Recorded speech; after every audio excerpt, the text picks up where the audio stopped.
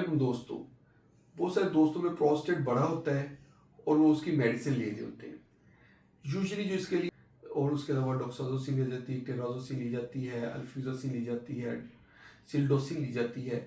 ये medicine patient को symptom free करती है, यानी कि अगर उसको पेशाब की रुकावट, प्रोस्टेट को साइज श्रिंक करने के लिए जो मेडिसिन यूज़ होती हैं वो होती है फाइनास्टीराइड या ड्यूटास्टीराइड, और मार्केट में ये प्रोस्कार या एवोडॉट के नाम से मिलती हैं।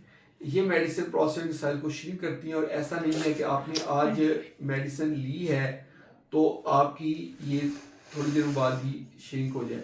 कम से कम 3 से लेके 6 हफ्ते तक अगर आप ये मेडिसिन लेते हैं तो उससे साइज श्रिंक होगा और इम्प्रूवमेंट आएगी। फिर हो सकता है कि आपको अल्फा ब्लॉकर जो पहले हम जिनके नाम लिए टेम्सुलोसिन वगैरह, उसकी ज़रूरत ना रहे। तो दोस्तों, ये थी हमारी वीडियो कि प्रोस्टेट अगर बढ़ जाए तो उसके लिए कौन सी मेडिसिन हम देते हैं।